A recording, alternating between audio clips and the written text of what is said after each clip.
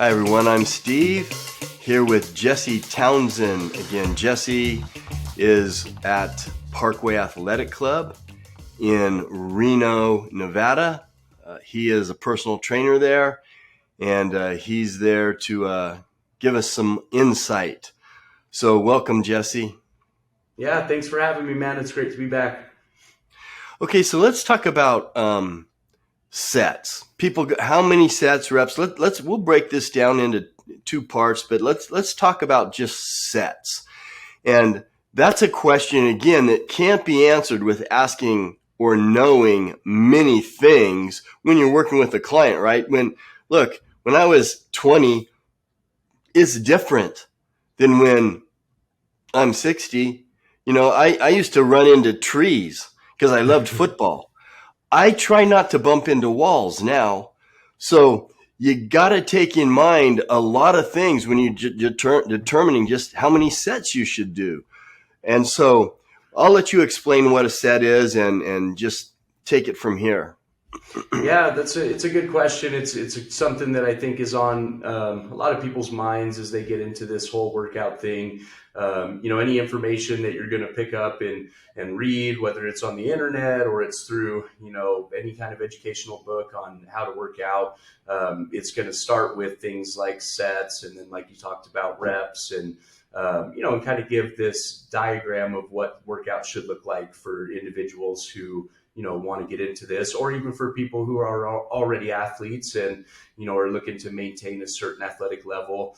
So for all different types of people, sets is important for people to pay attention to. So to me, in a lot of ways, sets is a way. It's a metric. It's something that we can put a number system around. And especially when people are getting adjusted to adding, this workout pattern into their lifestyles, it's very important at that point too, because we can teach people, basically through the set system, just how much time, basically they should spend in the gym. And that's what coaches like myself and trainers at all different levels are doing with people, is they're basically doing what they can to make sure that they get to know the client, and see, what their physical abilities are, doing an assessment, taking a look at, where this person is at as a whole, and then figuring out, okay, how do I get this person to not just where they want to be, but by checking out, maybe some structural deviations and doing some tests like that too. When you first start with them, where is a good point for them to go to, right? How is this going to help mobility? How is this going to help strength?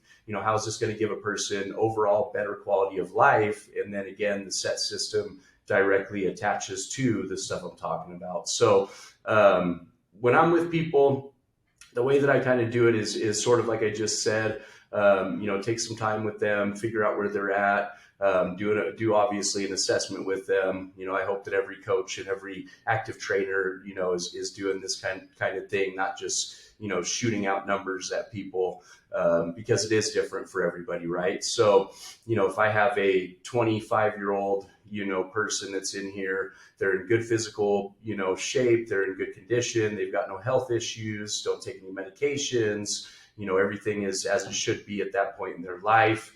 And they want to, let's say, gain muscle. And this is the most common, goals that we're getting as we coach people in, gyms like I'm in. So gain muscle and burn fat, they want to be leaner and they want to gain muscle. So as I'm coaching around that with sets, again, it's important to give them the right amount. So what I'm doing is I'm taking a look at, the versatility of the workout itself too, and saying, okay, cool. So for their upper body, we'll say like their back and their arms, right? Or their back and their biceps is a pretty common workout. So for back, large muscle group, a lot of different moving parts, right? You've got a lot of different muscles there to kind of take care of. So pretty much we're trying to arrange somewhere between, 3 and 4 exercises probably to start with, for their back. And then we would say probably 2 to 3 exercises for their biceps. And then how we break down for the sets to start again, and that's not once they get to different levels, this would obviously change, but to start, we would say, for their back, probably we'd maintain about 3 sets as a system that we could use for each exercise.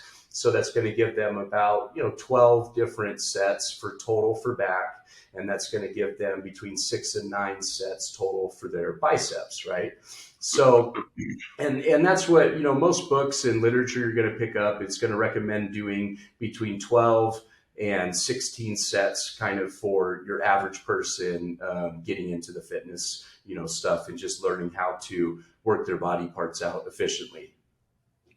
Okay, and we should also say that a set is a group of repetitions.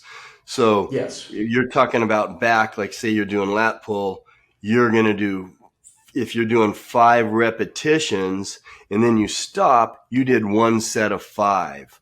So, Yep. and again, it matters how many you're doing for the week, how many you're doing for this particular day, how many times you work in that particular muscle group in a week. So, just wanted to get an idea of kind of what a set is. That helps a lot, Jesse, on just telling us that, again, it's a group of repetitions. How many times you're going to move that weight or that resistance, that's a set. And then you're going to take a rest. You do it again. You started your second set. And as you started to say, there's a lot of variables. You're talking about a 25-year-old is different than someone like me. I might do less sets and different intensity. So we want to come back and have you talk about repetitions. So thanks for being with us, Jesse. Yeah, no problem. Thank you.